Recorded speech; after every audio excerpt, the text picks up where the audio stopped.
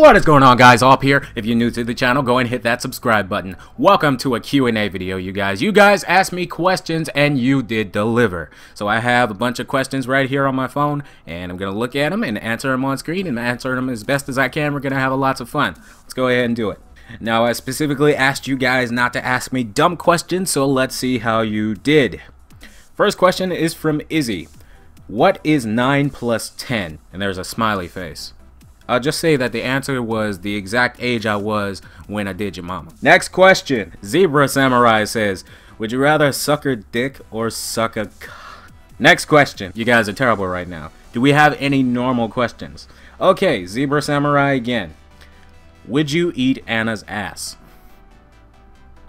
No! Are you crazy? I wouldn't do that. Jonathan Salvatore says, can you get the PS3 so I can body you on Tekken Tag Tournament 2? Dude, I don't even have a PS3, and I know they're really cheap right now, but I really have my money going to other places right now, and I really wish I did have a PS3. I wish I didn't sell it back in the day, but I wish I had it right now. I'm sorry, bro. Yo Augie asks, have you listened to the new Kendrick Lamar? Okay, first of all, have I listened to the new? No. I have been stuck in the past. I love my Disturbed music. I love my older music. I don't really care for anything new that's out. Come on, Wrecking Ball, what's going on with that? Let's just go ahead and read the rest of your question. The new Kendrick Lamar album. If so, did you like it or not? I don't even know who the kid is, but let's go ahead and see what this is. I'll go look at it right now. Oh, okay. That's Kendrick Lamar. I have no idea who he is, but he looks like a younger version of Wild Wayne from Q93. He does, don't he? Look at him. I guess. I don't know. Okay. Saruji asks, do you listen to K-pop? K-pop? Yeah. I literally just Google K-pop radio station and I just let it play. I don't know a lot of what's playing, but I do like to listen to it on occasion. You know, I have these headphones right here, just stick them on. You know, I'll be sitting here working, typing out something, and I'll just be listening to K-pop or my Disturbed music or my rock music, that sort of thing. Free candy guy next door. Wow. What characters do you think are brain dead? Brain dead characters? I mean, I don't really understand the question. Like, what is considered brain dead in Tekken? Elisa, I guess, because she doesn't really have a brain because she's a computer. I guess the real question here is, which character do you not like at all?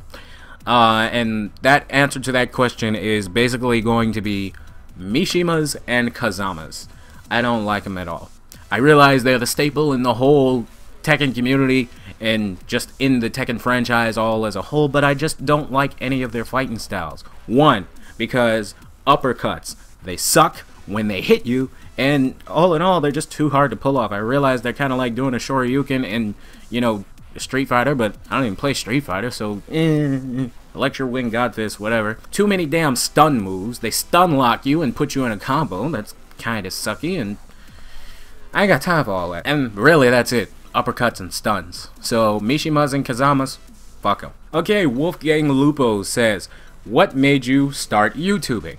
Well, this is a very good question, and I like to answer this question. And I was in old school YouTube, you know, about 2006, where, you know, YouTube was a totally different place than it is now. And I was watching YouTubers, and the big thing back then was, you know, just getting views and, you know, having your video go viral and that sort of thing. That sort of thing is still around, but, you know, a lot of people are just trying to actually make a living off of YouTube now because, you know, they see guys like PewDiePie, they see all the big players on YouTube now, and they want to be just like them. Me, I've always wanted to just continue doing what I've always wanted to do from the beginning, is just get those viral videos up or whatever. I was inspired by some videos that I found on MySpace back in the day. Yeah, MySpace, we're going back really far now. This guy named Angry Video Game Nerd posted a video called Simon's Quest by Angry Nintendo Nerd, back then he was. And he reviewed the game and just showed how crappy the game was, and I was just like, wow, I could probably do that same kind of thing. I just need a way to capture my video and whatnot.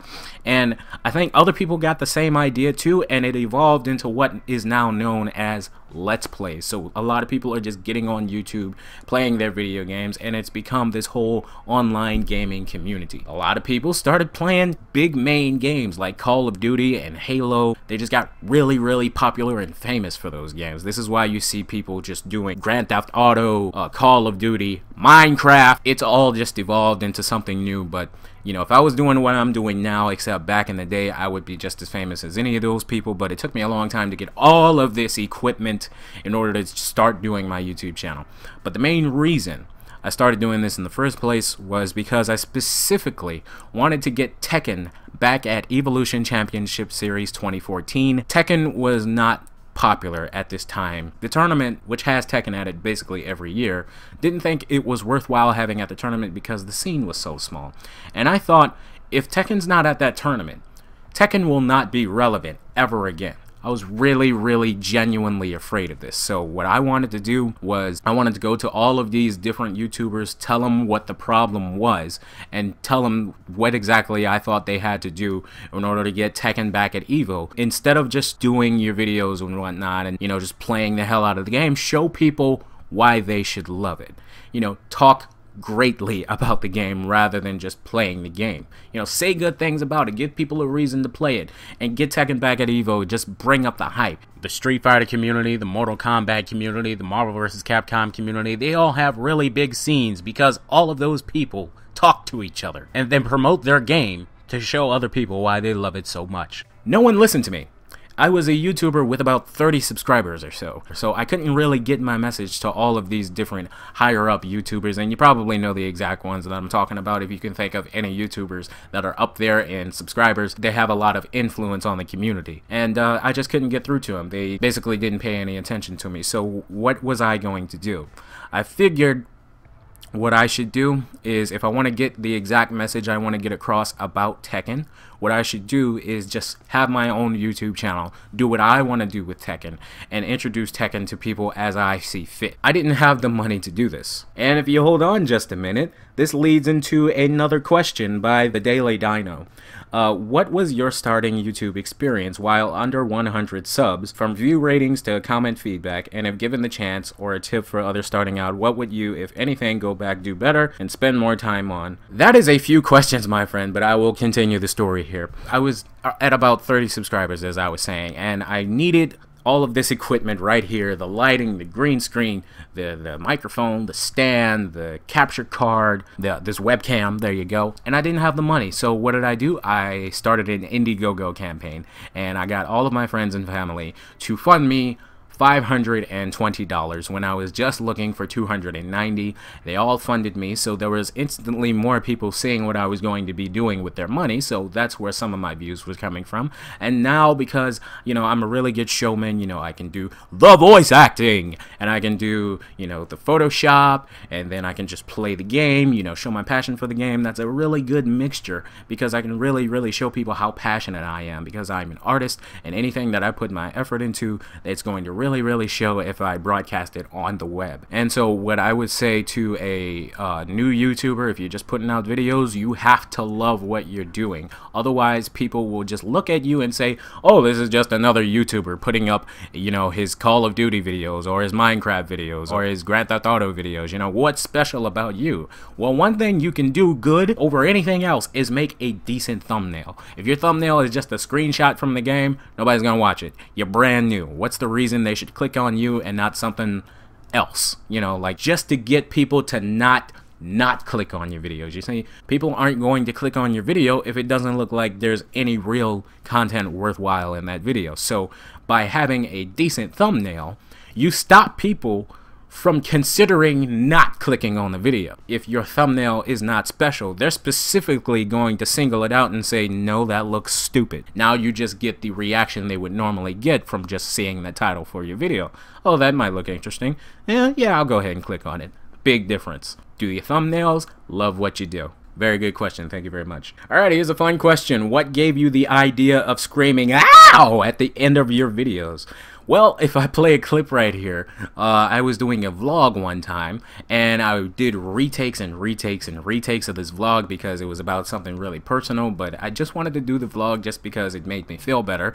And I did a lot of different takes. You know, my anger level was all the way up here, and then I tried a little less, and I tried a little less, and I tried a little less, and by the end of each video, I was trying to figure out, well, how do I end here? And then one time I just went, ow! It's getting on my nerves because I'm human, you know, but this has been Awp with another vlog, and I will see you guys next time. Ow! And I just kept doing that. So it started out as just a simple ow! And then it went to ow! And then now you hear me not even get all the way through the whole thing. It's like, see you guys next time. Ow! You know, it just evolved like that. So now I just do it just because I can. Popeyes 1 2 3 4 5 says, "What y'all got to eat up in this bitch?" Okay, there's a story that goes on with this. Popeyes 1 2 3 4 5 is actually my friend Dale, who I talked about in a video before, who ruined Tekken for me. Thanks, Dale. Essentially, what he means there is he's referring to a friend, a mutual friend that we have called Dustin. Dustin will walk into your house without being invited in. He'll walk all the way through the house, go to the kitchen, serve himself food, and say, "What y'all got to eat up in this bitch?" So, what y'all got to eat up in this bitch? Go to the kitchen and without even saying hello. It's like, Dustin, did you call me? He even came in today. He was like, "Yeah, I called you, but you ain't answer, so I just came right on in." What the hell? Dustin. And he just came in today. This is why I'm getting the video up so late today. We just played Xbox One. I didn't try the Xbox One until he brought the game over here. So that's what I've been doing all day. But that's our friend Dustin. He just invites himself whenever the hell he wants to. He goes in the kitchen, makes himself a sandwich, and thinks it's fine. Whatever. Just do what you're gonna do. The next one is a video question from Carl Johnson. So, what's your favorite film? Hold on. So, what's your favorite film? Are you guys in front of my house? What the why? Okay, let's just go on with the video. So, what's your favorite film and why? Yeah, what's this fascination with unicorns? What the hell is Scott doing there? What? Unicorn? I can't even. What the fuck? I can't. I have to read. I have to watch it again. I'm sorry.